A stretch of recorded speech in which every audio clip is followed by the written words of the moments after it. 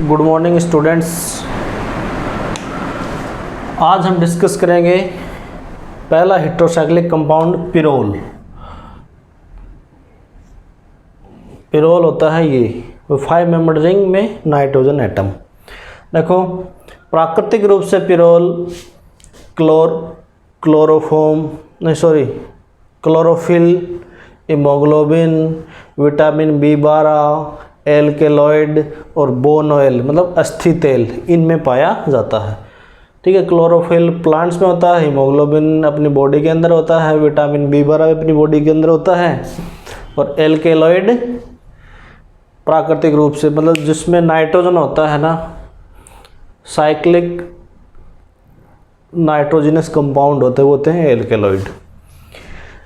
अब देखो सबसे पहले इनके बनाने की विधियाँ। अब बनाने की विधियाँ देखो, नेचुरली रूप से ये एनिमल ऑयल जानता तेल में पाया जाता है। इसमें क्या करते हैं, पहले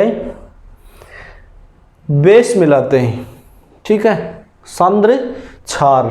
तो सांद्र क्षार मिलाने से क्या होगा, जो उसमें एसिडिक इम्प्यूरिटीज होंगी वो बाहर निकल जाएंगे, तो हमें प्राप्त होगा animal oil without acidic impurities.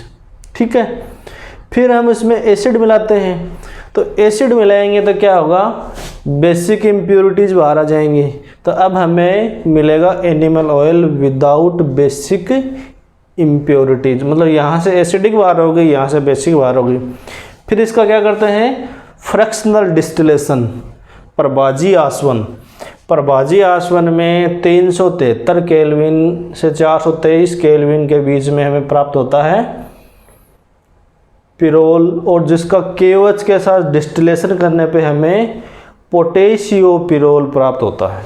ठीक है, इस पोटेशियो पिरोल का स्टीम डिस्टिलेशन करेंगे तो हमें प्योर पिरोल प्राप्त होगा। तो ये था नेचुरली अकरिंग कंपाउंड से पिरोल को कैसे बाहर निकालें। एक विधि तो ये हो गई। दूसरी देखो, फ्रॉम अमोनियम म्यूसेट। ये अमोनियम म्यूसेट है। ठीक है,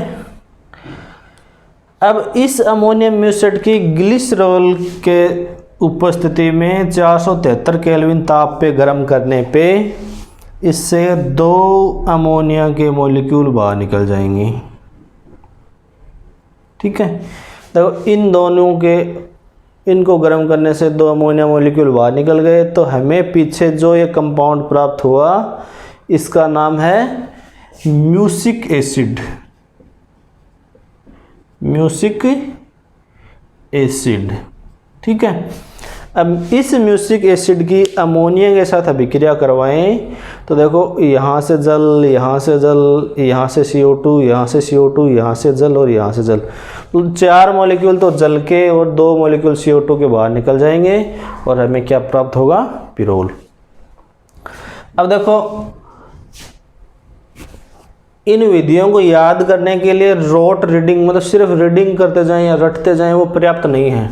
हमें इसकी संरचना को देख के थोड़ा बहुत अनुमान पहले से लगा के रखना है, जिससे याद करने में थोड़ी कम दिक्कत होगी।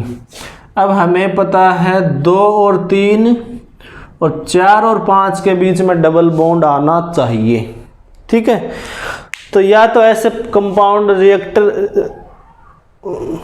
क्रियाकारक खोजो जिसमें इनके बीच में डबल बॉन्ड हो, या फिर कोई ऐसी स्थिति खोजो भी इन दोनों से मिलके कोई बाहर निकलने वाला अणु हो, जैसे अमोनिया निकल जाए, CO2 निकल जाए, जल निकल जाए। और यहाँ पे एन लाने के लिए किसी ऐसे के साथ अभिक्रिया करवाएं जिसमें नाइट्रोजन हो और इजीली अवेलेबल है या तो प्राइमरी एमीन या फिर अमोनिया। अब देखो इसमें ये जो पोल नोर सिंथेसिस है, पोल नोर सिंथेसिस में क्या लिया हमने, देखो कीटोन स्थित है 1 2 3 4, आपस में स्थिति इनकी क्या है 1,4 डाइकीटोन। देखो 1 2 3 और 1,4 स्थिति में है तो 1,4 डाइकीटोन। अब कीटोन हमें पता है, कीटोन में पाई जाती है कीटोइनोल चलावयवता, जिसे बोलते हैं टेट्रोमेरिज्म। अब देखो ये CO ग्रुप और ये CO ग्रुप यहाँ पे किस में कन्वर्ट हो गए, देखो इनोल में यहाँ पे डबल बॉन्ड, यहाँ पे OH, यहाँ पे डबल बॉन्ड, यहाँ पे OH। ठीक है, अब देखो हम जो चाह रहे थे ना, ऐसा डबल बॉन्ड बनने शुरू हो गई। फिर क्या करें, नाइट्रोजन को प्रवेश करने के लिए अमोनिया के साथ अभिक्रिया करवा दी। तो अमोनिया के साथ अभिक्रिया करवाई तो H और OH बाहर, H और OH बाहर, तो हमें क्या बन गया, पिरोल। ठीक है, इसकी प्राइमरी अमीन्स के साथ अभिक्रिया करवा दें मान लो, तो प्राइमरी अमीन के साथ अभिक्रिया करवाएंगे तो यहाँ पे R आ जाएगा। अगला देखो नोर सिंथेसिस, मैंने यहाँ पे वही शामिल किए हैं जो नेम से थे, अदरवाइज बनाने की विधियाँ खूब हैं, 15-20 हैं, लेकिन ज़्यादा में जाने की ज़रूरी नहीं है। ये मोस्ट ये अपन कवर कर लें, वो काफ़ी है। अगला देखो नोर सिंथेसिस, नोर सिंथेसिस में भी हमने वही किया है। इस बार हमने क्या किया, बीटा कीटो एस्टर लिया। देखो CH3COO CH2 CO2 ET, beta keto ester, दोनों एक दूसरे बीटा स्थिति पे हैं। ठीक है, इसका नाम है एसिटो एसिटिक एस्टर। इसकी अभिक्रिया करवाई हमने HNO2 के साथ, नाइट्रस अम्ल के साथ। तो नाइट्रस अम्ल की अभिक्रिया हुई, यहाँ पे H2O बाहर निकल गया, तो क्या मिला अपने को, CH3CO CO2 ET C double bond NOH। ठीक है, अब इसका रिडक्शन करवाते हैं, अपचयन करवाते हैं, किससे, जिंक प्लस एसिटिक एसिड से। तो यहाँ से अपचयन करवाएंगे तो ये C double bond NOH convert हो जाएगा CHNH2 में। ठीक है, CHNH2 में। अब देखो इसकी फिर से किसके साथ अभिक्रिया करवा दी, एसिटो एसिटिक एस्टर, वो इसके दूसरे मॉलिक्यूल के साथ अभिक्रिया करवा दी। अब देखो इसको इनोल फॉर्म में लिखो, इनोल फॉर्म में लिखेंगे तो CH3C double bond C CO2 ET, यहाँ पे OH और NH2, और इसको लिखेंगे इनोल फॉर्म में तो CH3COH CH, फिर यहाँ से ये H2O निकल गया, यहाँ से ये H2O निकल गया, और अपने पास बन गया ये पिरोल, पिरोल डेरिवेटिव बन गया।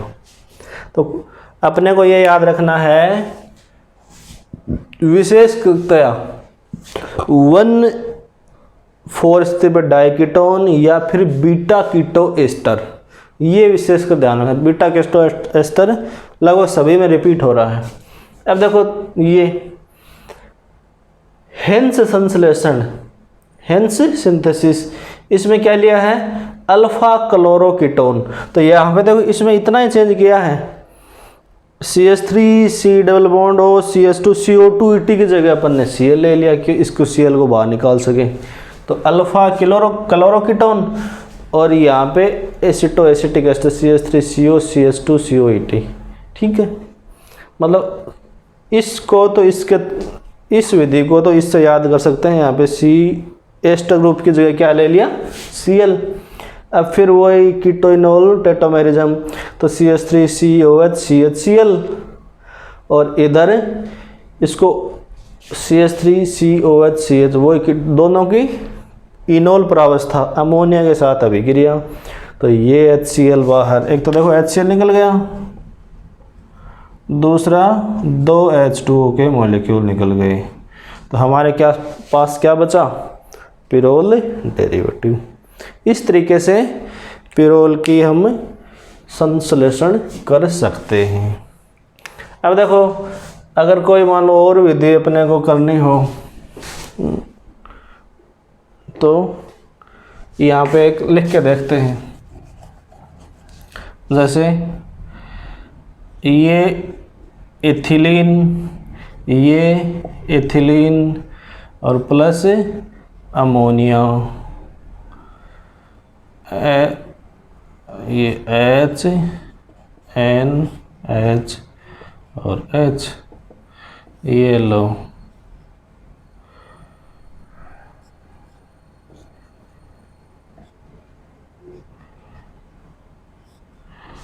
इससे भी अपन